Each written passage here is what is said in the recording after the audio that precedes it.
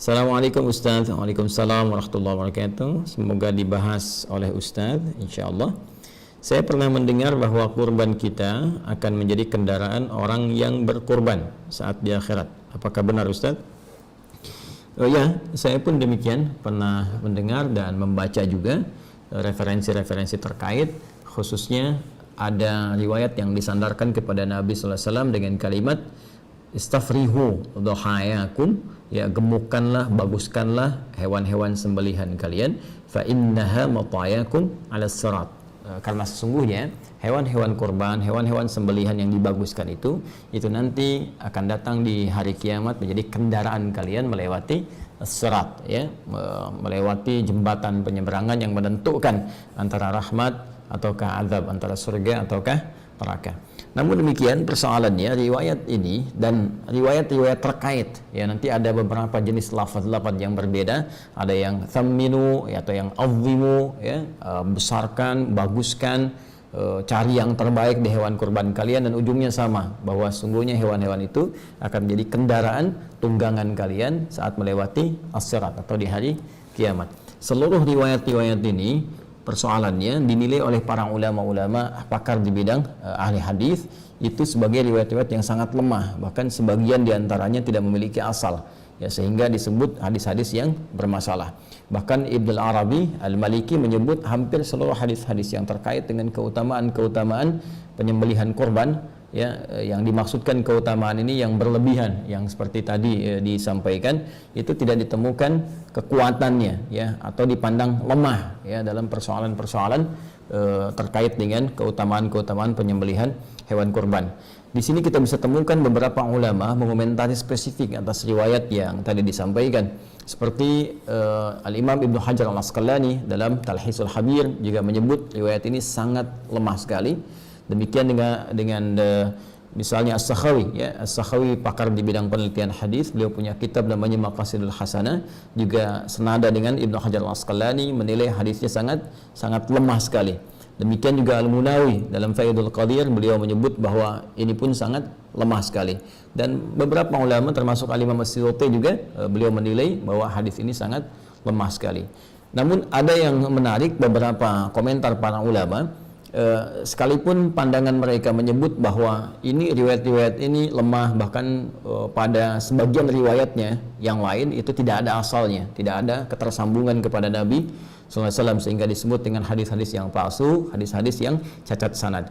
Namun demikian, ada komentar yang sangat juga cukup bagus dari sebagian kalangan ulama yang menyebutkan bahwa boleh jadi perkataan-perkataan ini sesungguhnya bukan ingin menunjukkan maksud dari real aslinya ini menjadi kendaraan, tapi berupa majas atau kiasan, karena ungkapan-ungkapan dalam bahasa Arab itu seringkali juga bisa bermakna kiasan.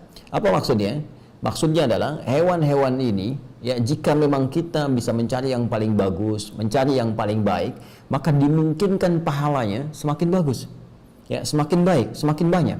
Dan dengan banyaknya pahala ini yang akan memudahkan kita melewati as-sirat, karena timbangannya semakin besar, timbangan semakin banyak.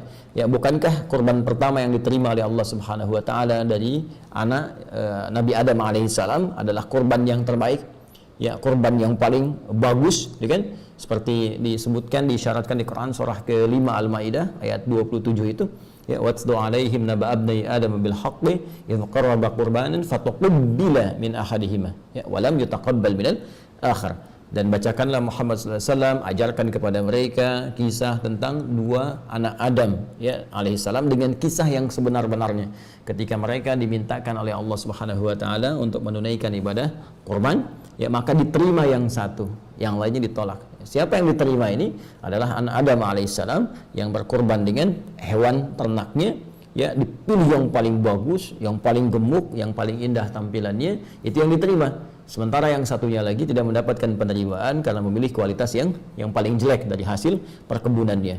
Nah, ini di sini, ya, kemudian terlihat bagaimana kesungguhan untuk berkorban itu, sampai-sampai ketika Allah pun menurunkan surah Al-Kautsar ya kepada Nabi Muhammad SAW yang menjamin surga terbaiknya dengan segala keindahan nikmatnya, sampai-sampai Allah memerintahkan Nabi bersyukur untuk memperbanyak salat, kemudian juga berkorban, ya. Dan perhatikan kalimatnya, inna a'tainakal kautsar fasalli, ya, maka salatlah li rabbika, kepada Rabbmu, ya, wanhar, ya, dan berkorbanlah. Kalimatnya menggunakan nahar. Nahar itu sepakat dalam bahasa Arab digunakan untuk apa?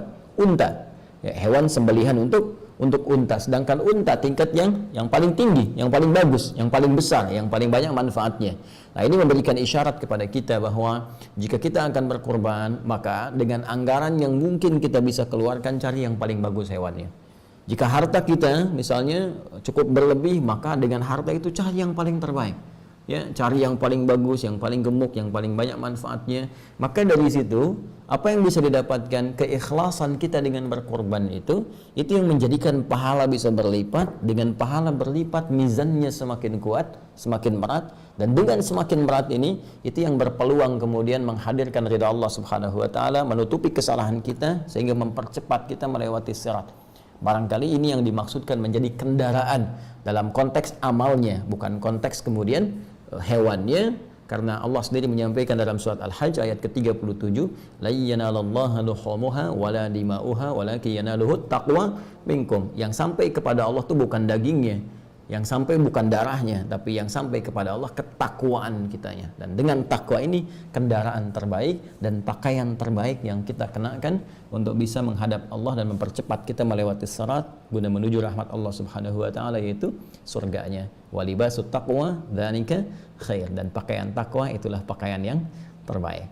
Jadi kita simpulkan dari segi sanad kualitasnya sangat lemah, bahkan bukan hanya sangat dhaif jiddan, tapi juga ada yang la aslalahu, nggak ada asalnya, ada yang palsu dan sebagainya.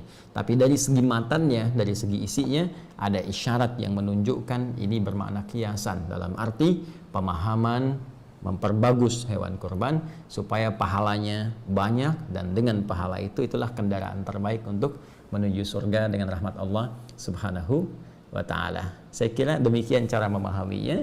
Semoga Allah Subhanahu wa ta'ala meringankan segala apa yang kita ikhtiarkan untuk mudah dilakukan, dan semuanya mendapatkan penerimaan di sisi Allah Subhanahu wa ta'ala. Sekali lagi, jangan bersandar kepada hadis ini karena hadisnya sangat lemah, bahkan sebagian besar adalah diduga palsu, tapi boleh memaknai hadis ini dengan makna kiasannya, dengan pengertian yang tadi saya sampaikan. Wallahu ta'ala a'lam bishawab.